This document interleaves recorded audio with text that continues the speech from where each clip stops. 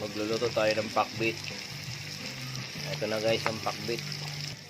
Lalagyan natin ng alamang sa ating pakbit. Kaya lang magluto ng pakbit ha.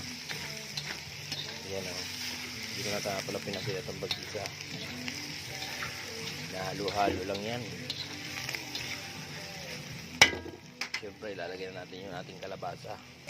Ilalagay na natin ating kalabasa. Unahin muna natin yung kalabasa. Malamig kayo nito doy. Siyempre tatakpan natin.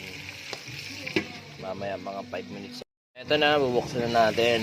Yun. Haluin lang natin to. Nasunog na siya oh.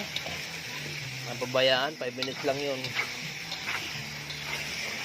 Ayan oh. Konting halo-halo lang ito.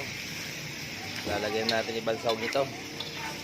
Kainan tayo mamaya mga guys. Oh, sarap niyan. Buksan na natin guys. Ayun. Lagyan na natin yung talong at saka sitaw.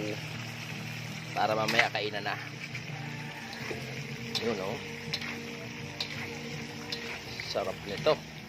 Pakbit. Punong-puno ng sahog. Wow. Sabi ng Bicolano, masiramon. Pakbit. Diba?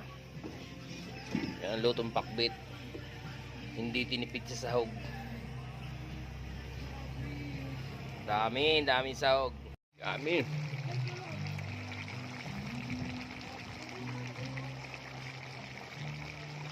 Uy, luto ng pakbit. Sarap. Pakbit. Luto na oh. Kalamig kayo. Sarap. Sarap sana. Tara, kain na tayo guys.